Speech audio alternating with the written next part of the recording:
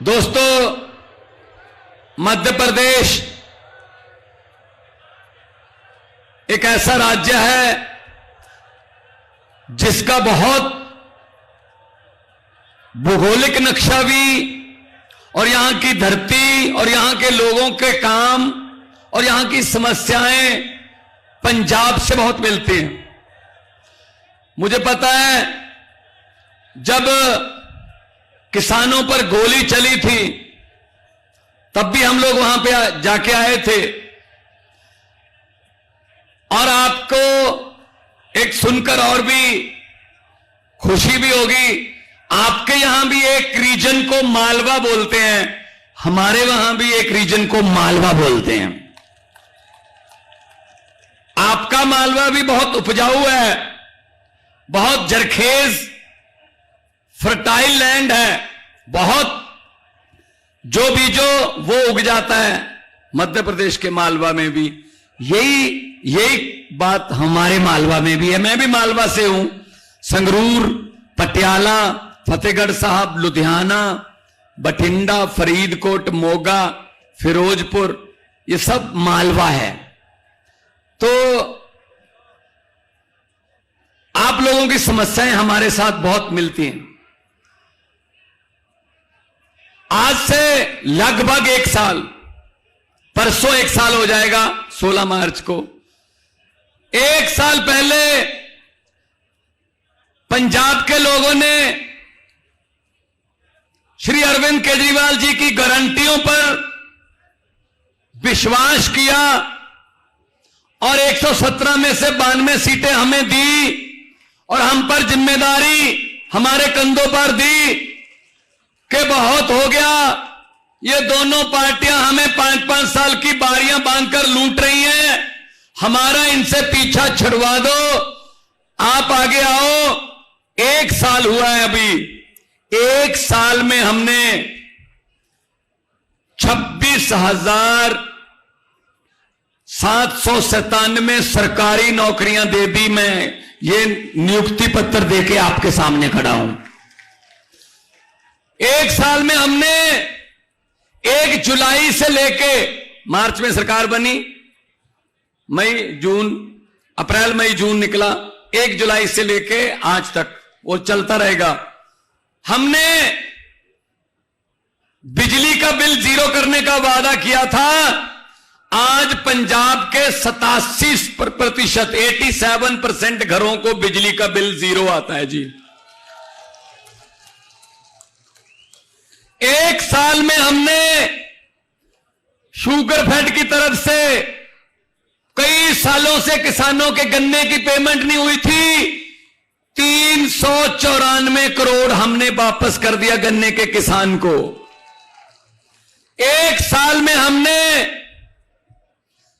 मूंगी की दाल तीसरी फसल के तौर पर भिजवाई और 7275 रुपया एमएसपी उस पर दी। अगर किसी की मूंगी की दाल 6500 रुपए पर क्विंटल बिकी, हमने उसका डिफरेंस पे किया 775 के, आपको एमएसपी के बराबर की पेमेंट मिलेगी। हमने 500 मोहल्ला क्लिनिक खोल दिए, 150 के लगभग मोहल्ला क्लिनिक और तैयार हैं। उन 500 मोहल्ला क्लिनिक में अब तक 12 से 15 लाख के बीच लोग आकर वहां से दवाई लेकर ठीक हो चुके हैं। उनको सरकारी अस्पताल में धक्के खाने की जरूरत नहीं रही है। सिर्फ 1 साल की प्राप्तियां गिनवा रहा हूं। 1 साल में हमने स्कूलों का कायापलट करना शुरू कर दिया। अब स्कूल ऑफ एमिनेंस बनेंगे, प्रिंसिपलों को सिंगापुर जाके ट्रेनिंग दे रहे हैं। एक साल में हमने करप्शन के अगेंस्ट एक मुहिम चलाई, लोगों को एक फोन नंबर दिया कि आप अगर सरकारी दफ्तर में जाओगे, कोई बाबू पैसे मांगता है, मना मत करना, जेब में हाथ डालकर पैसे मत निकालना, फोन निकाल लेना, उसकी फोटो खींचकर हमको भेज देना, बाकी काम सरकार का है। सैकड़ों की गिनती में जो रिश्वतखोर थे वो जेलों में है। ये 1 साल की प्राप्ति है हमारी। तो नीयत साफ हो तो सब कुछ हो सकता है।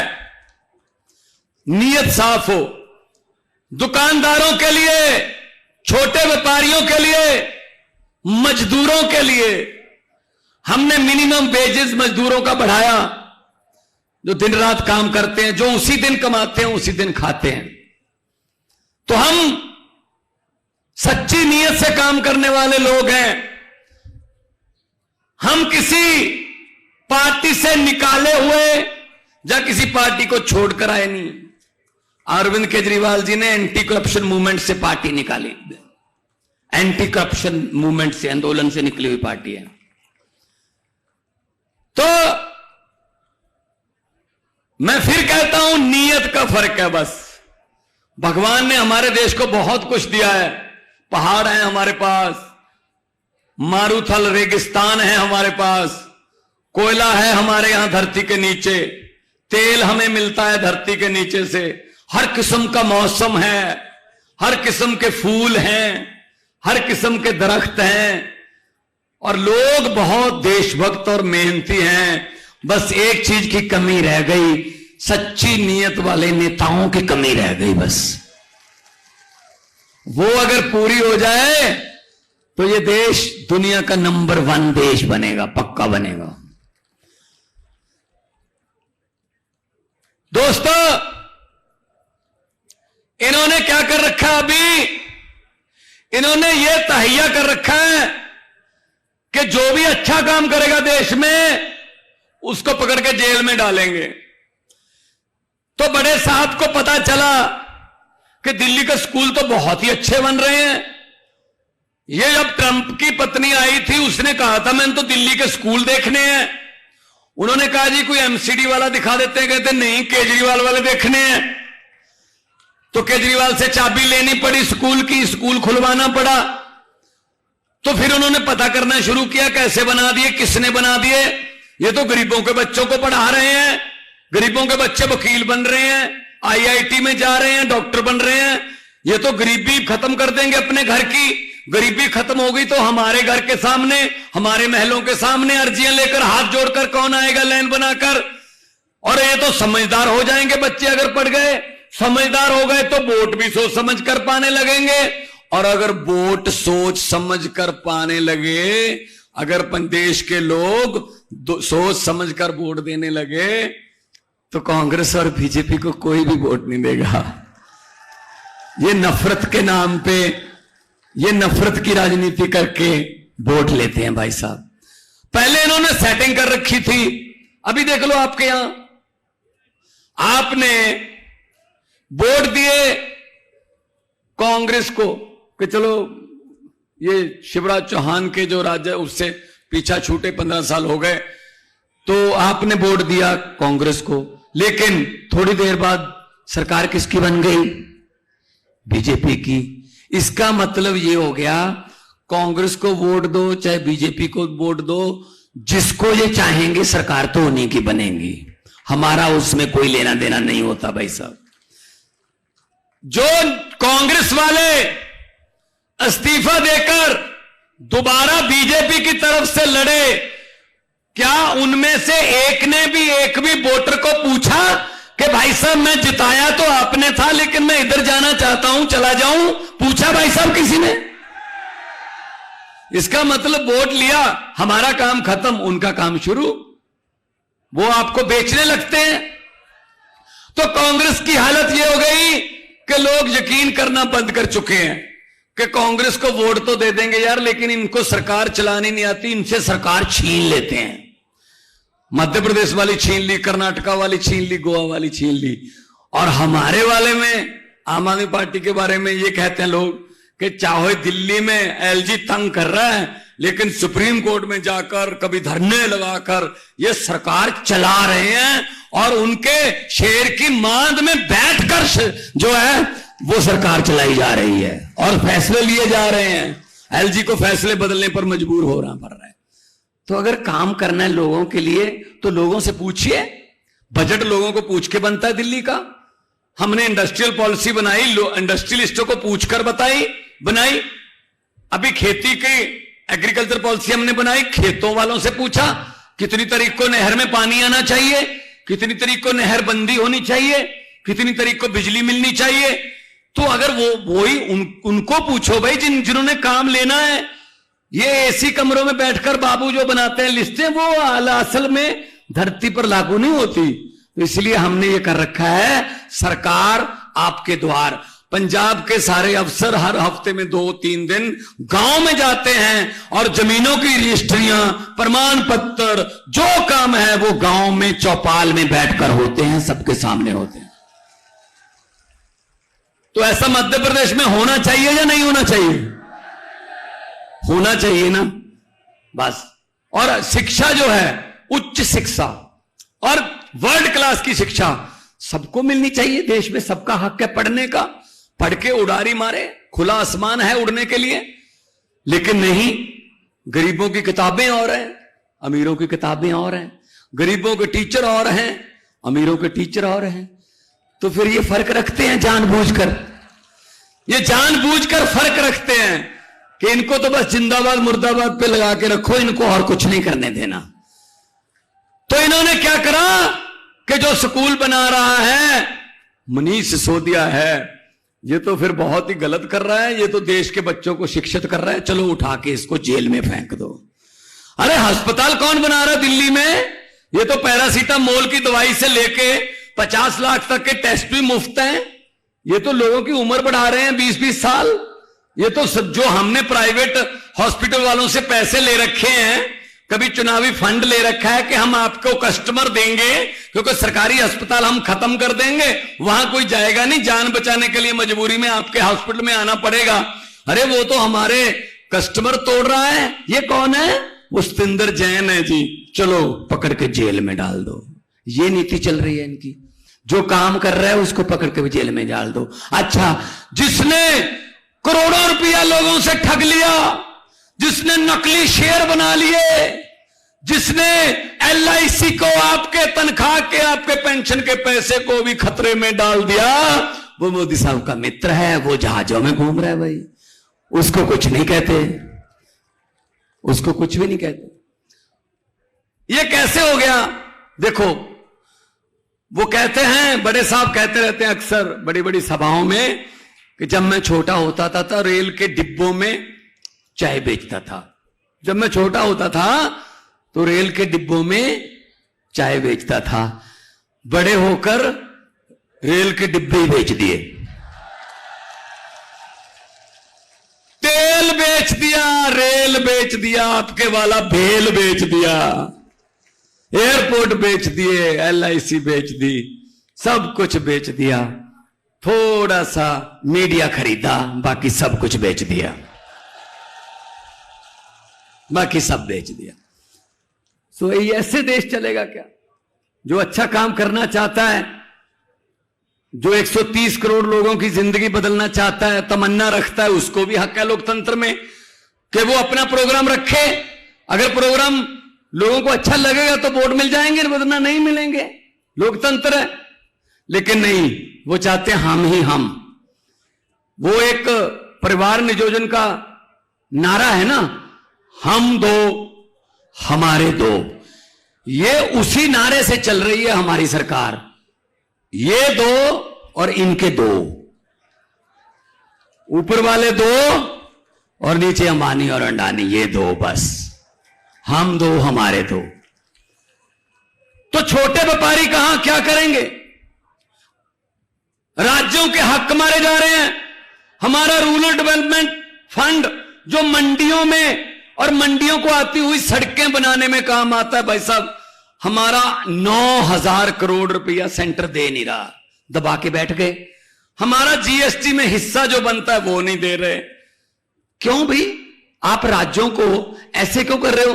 टैक्स हम इकट्ठा करके देते हैं और अपना ही पैसा लेने के लिए इनकी मिन्नतें करते हैं।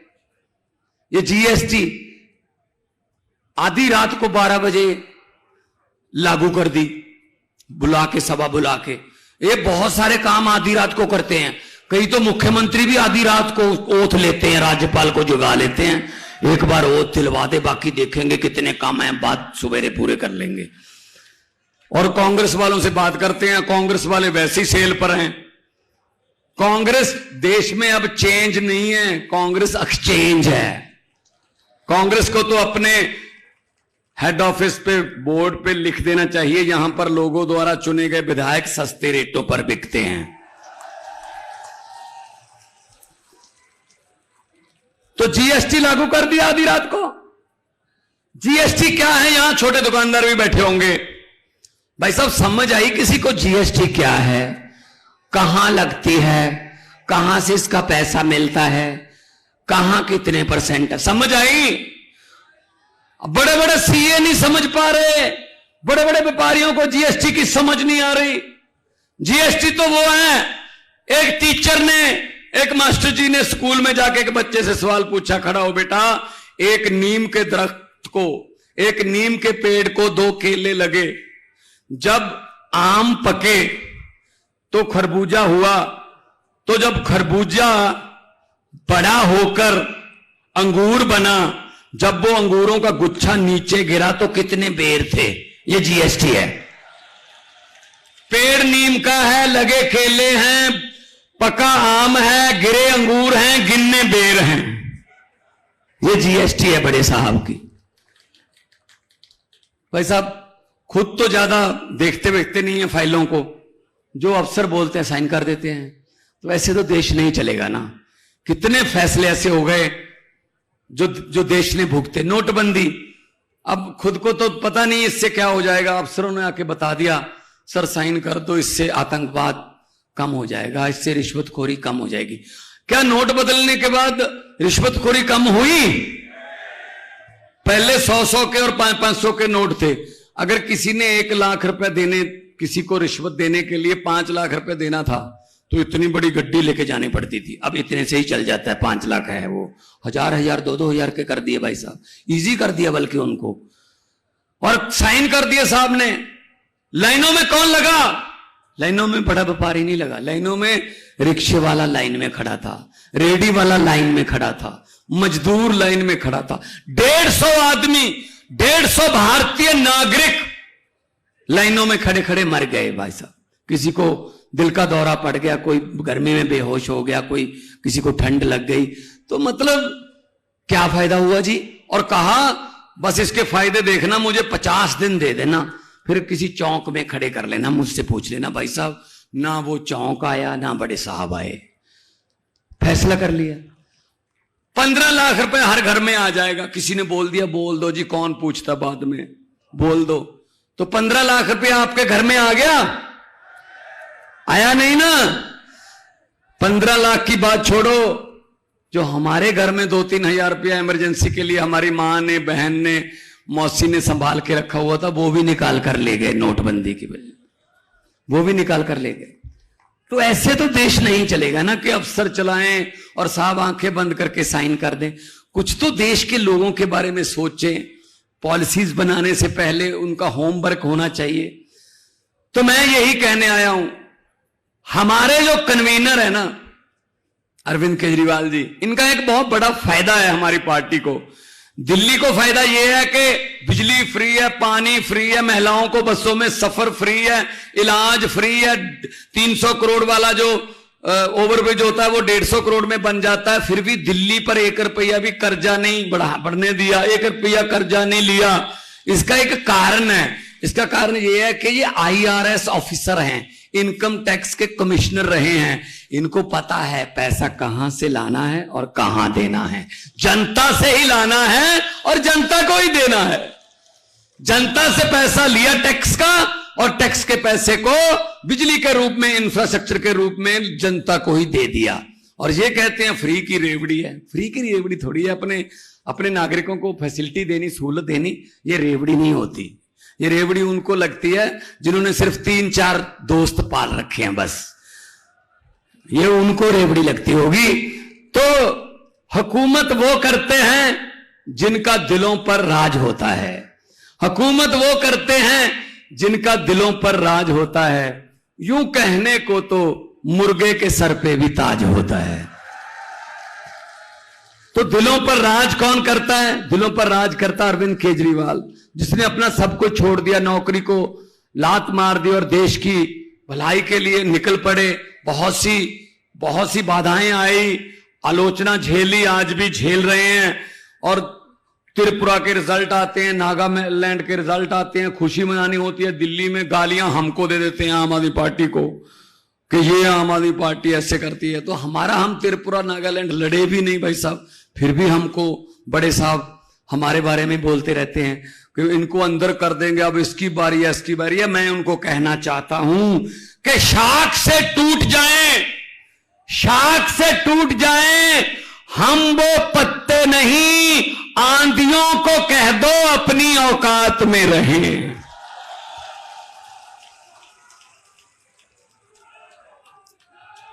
तो हम ये जेल से डरने वाले नहीं हैं, हम ये पर्चों से डरने वाले नहीं हैं। हम लोग तो पहले ही बहुत सड़कों पर बैठकर अनशन करके हमारी पार्टी निकली है। हमारे लिए कुछ भी नया नहीं है, आंदोलन करना हमें आता है और लोगों के पक्ष में, लोगों की भलाई के लिए, अपने लिए नहीं लड़ रहे हम। जैसे ये शिवराज चौहान, ये बाकी सारे, इनकी लड़ाई किसके लिए है? सीएम बनने के लिए, कुर्सी के लिए, आपके लिए नहीं है। हमारी लड़ाई आपके लिए, आपके लिए लड़ेंगे और आपके लिए हम लड़ेंगे। लेकिन हम काफी नहीं है, हमारी औकात नहीं है।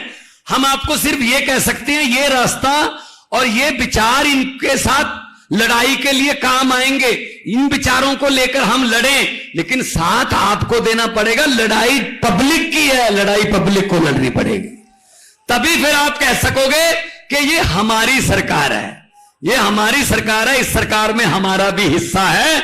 हमने भी मोटरसाइकिल में तेल डलवा कर एक रोड शो में हिस्सा लिया था, हमने भी 2-4 पोस्टर दीवारों पर चमकाए थे इनके, क्योंकि भाई साहब हमारे पास पैसे नहीं है, कोई लूटा हुआ माल हमारे पास है नहीं। इनके पास तो बहुत लूटा हुआ माल है, हमारे पास पैसे नहीं है, हमारे पास कोई, हम नशा वशा नहीं बांटते, हम कोई वोट नहीं खरीदते, हम तो प्यार से बात करते हैं, हम तो स्कूलों की बात करते हैं, हम तो अस्पतालों की, बिजली की, इंफ्रास्ट्रक्चर की बात करते हैं। और इनके पास पैसा है, ये कहते हैं हम लोगों को पैसा दिखाकर, पैसा देकर खरीद लेते हैं, हम लोगों को वोट डालने के लिए उनको पैसे दे देते हैं। मैं आपको बताना चाहता हूं, ये आपके घर पे भी आएंगे, वोटों के आसपास आएंगे, जब वोट आसपास आ गए ना, 15 दिन 20 दिन रह गए, तब ये आपके घरों पर आएंगे और आपको लालच देने आएंगे, आपको पैसे देने आएंगे। मेरी हाथ जुड़ के मध्य प्रदेश वालों को बेनती है कि जब ये पैसे देने आए, कृपया मना मत करना। लक्ष्मी घर पे आए उसको वापस नहीं करते, लेकर जेब में डालकर इनको बोल देना कि हाँ, और जिस दिन वोटिंग हो झाड़ू वाला बटन दबाकर बोल देना कि हाँ। जो समझ गए वो ताली बजाओ, बाकियों को माफ है। बहुत समझदार इलाका है संदीप भाई, बहुत समझदार इलाका है, सब समझ गए। यही है ना, यही होता है ना। एक और मौका आएगा आपके पास, आप इनके, भोपाल तो राजधानी है, आप इनके घरों के सामने जाते हो कोई काम के लिए, कोई गांव का काम, कोई शहर का काम, कोई सीवरेज का काम, कोई लाइटों का काम, किसी भी काम के लिए जाते हो, इन मंत्रियों के घरों के सामने इनका दरवाजा, इनके महलों का खुलता है आपके लिए? नहीं खुलता। चाय पानी की बात छोड़ दो, दरवाजा भी नहीं खुलता। एक साइड पे एक छोटी सी एक रखी होती है खिड़की, उसको खोल के पीए कहता है साहब है नहीं, अगले बुधवार को आना, चिक चिक अंदर से कुंडी बंद। कोई बात नहीं, इलेक्शन के समय ये आपके दरवाजे खटखटाने आएंगे, उसको बोलते हैं डोर टू डोर। ये आपके दरवाजे खटखटाने आएंगे। मध्य प्रदेश वालों, बदला ले लेना, अंदर से कुंडी मत खोलना, अंदर से ही बोल देना हम भी आज घर पे नहीं है, इलेक्शन के बाद आना। तब इनको पता चलेगा कि किसी के दर से खाली जाने का दर्द क्या होता है। खा गए लूट के देश को, क्या नहीं खाया, शहीदों के कफन में से भी पैसे खा गए, क्या नहीं खाया इन्होंने, सब खा गए, मिल के खा गए। अंग्रेजों ने भी इतना नहीं लूटा था। अंग्रेज भी बेशर्म हो रहे हैं, अभी उनको शर्म आ रही है कि हम 200 साल में उतना नहीं लूट पाए जितने ये अपने देश को 2 साल में लूट लेते हैं। ये हालत कर रखी है। किसी नदिया के घाट पर अगर ये नेता लोग बस जाएं, किसी नदिया के घाट पर अगर ये नेता लोग बस जाएं, तो जनता के 2 प्यासे होंठ भी, जनता के 2 प्यासे होंठ भी 2 बूंद पानी के लिए तरस जाएं। गनीमत है, शुक्र है, मौसम पर हुकूमत चल नहीं सकती, वरना सारे के सारे बादल भी इनके खेतों में ही बरस जाएं। आप इकट्ठे रहिए, आपका हक है, देश आपका है, 130 करोड़ लोगों का देश है, नदियां, जंगल, पहाड़, सब पर आपका हक है। वो हक लेने के लिए हमारे पास वोट का अधिकार है, और वोट का अधिकार इन दोनों ने कोई ठेका नहीं ले रखा। इस बार झाड़ू उठाओ और मध्य प्रदेश की गंदगी की सफाई कर दो, राजनीतिक सफाई कर दो। और 2 नारे दोनों हाथ ऊपर उठाकर लगाने हैं, क्योंकि इस सभा में कुछ बीजेपी वाले भी आए होंगे, आते हैं, मुझे पता है आते हैं, क्योंकि उनके आका भेजते हैं, उनके बॉस उनको, कि पता करना केजरीवाल की जो जनसभा हो रही है वहां कितने लोग थे और नारे जो लग रहे थे वो कितनी जोर से लग रहे थे। तो इतनी जोर से नारे लगाने हैं कि जो आए हैं खबरी यहां पर, उनको अपने बॉस को यह कहना पड़े कि सर मुझसे क्या पूछ रहे हो, नारे कितनी जोर से लग रहे हैं, आपको घर पे सुन ही रहे होंगे।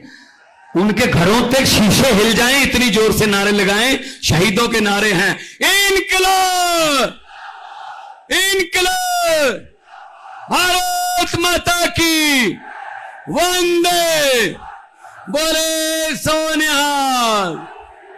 बहुत बहुत बहुत धन्यवाद, आपने इतने प्यार सत्कार से सुना। तंदुरुस्त रहिए।